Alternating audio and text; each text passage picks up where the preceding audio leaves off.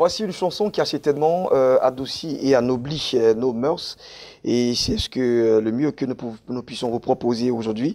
Et nous sommes par ricochet avec le consultant du jour, le pasteur Victor Kwasi.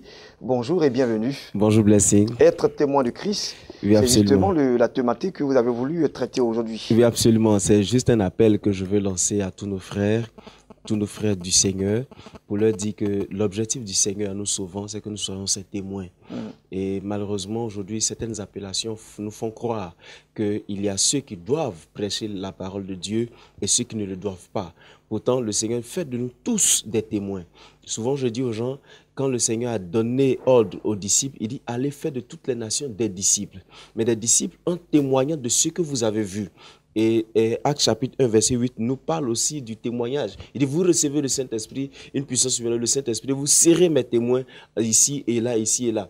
Et moi, je voudrais dire, nous sommes vers la fin des temps. Et le Seigneur cherche beaucoup plus de personnes. Il dit, la moisson est grande, mais il y a peu d'ouvriers. En réalité, il y a peu d'ouvriers. Nous faisons beaucoup de bruit, mais peu d'influence. Et nous voulons rappeler... C'est quoi le bruit que nous faisons? En fait, bon, je n'ai pas envie de dire... D'accord, ok, c'est compris. Je veux dire qu'on a l'impression que l'Église est en train d'impacter le monde, mais nous sommes en train de perdre la vision originelle de Christ, qui est de prêcher la parole de Dieu, d'annoncer la bonne nouvelle à ceux qui sont perdus. Nous sommes plus en train de chercher des choses que le monde est en train de laisser tomber. Que le monde ne cherche plus. En tant que chrétien, nous cherchons ces choses. Mais le Seigneur veut que nous puissions gagner des âmes. Et pour gagner des âmes, il faut que ce soit des témoins. Alors, rappelez juste aux chrétiens aussi que... C'est quoi aussi être témoin ici? Je vais le dire. Rappelez aux chrétiens que si nous sommes en train de traverser certaines difficultés de la vie, en fait, c'est pour que nous puissions avoir de l'expérience et donner un bon témoignage. Et je vais donner l'exemple de cette femme qui a rencontré le Seigneur Jésus-Christ et le Seigneur lui a dit, appelle ton mari. Et elle ne savait pas qui était son mari. Le Seigneur dit, oui, tu as raison, parce que tu n'as pas de mari. Celui-même que tu as n'est pas ton mari. Et après la conversation, elle devient témoin. Un témoin, donc, c'est celui qui a expérimenté quelque chose de façon personnelle de Christ. Et elle s'en va annoncer à ses frères que voici un homme là-bas, il se peut qu'il soit prophète. Il m'a dit ce que je suis.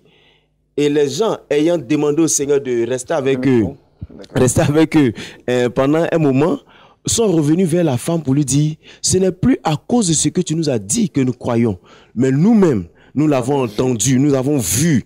Vous comprenez? Donc un témoin, c'est celui qui vient exprimer ce qu'il a entendu, ce qu'il a vu. Aujourd'hui, j'ai l'impression que le chrétien n'a pas vu, n'a pas expérimenté, et nous sommes à la traîne. N'ayez pas l'impression, c'est bien cela, parce qu'on est tous pratiquement devenus des fanatiques.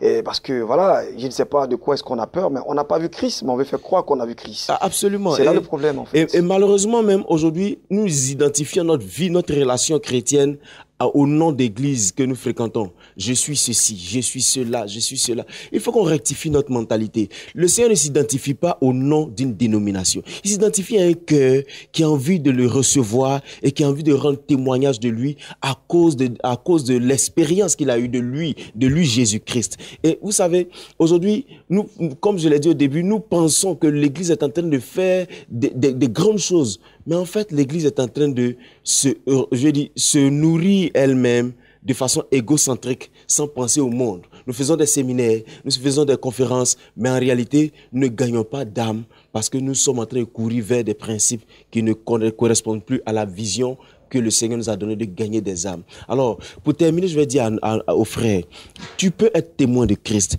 Qu'est-ce que tu as expérimenté de Dieu? Qu'est-ce que tu as entendu de Dieu? Qu'est-ce que tu as vu de Dieu? Et toutes ces choses que tu as vues et entendues devraient faire de toi un témoin du Seigneur.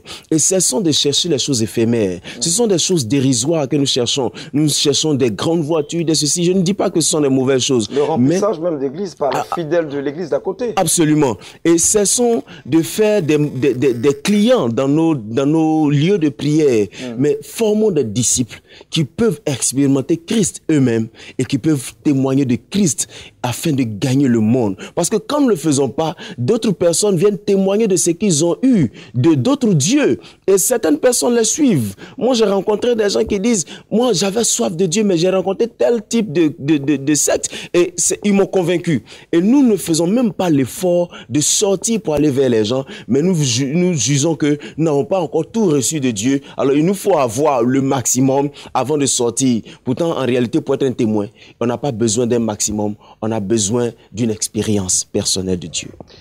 Super, merci en tout cas à vous, pasteur Victor Kwasi.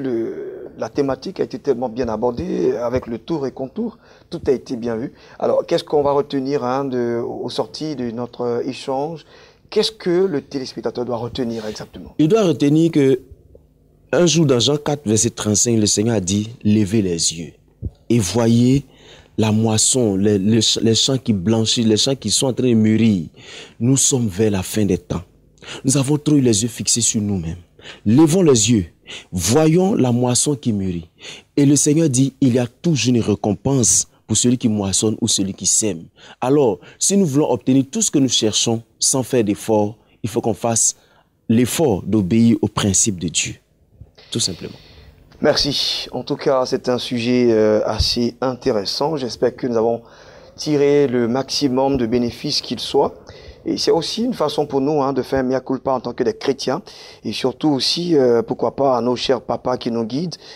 On veut l'excellence, davantage d'excellence. Et puis, comme vous l'avez dit, qu'on arrive à impacter le monde de façon positive. Alors, ils sont déjà là, en studio ici, et ils vont passer à tout drôle pour parler d'événements. C'est dans le cadre de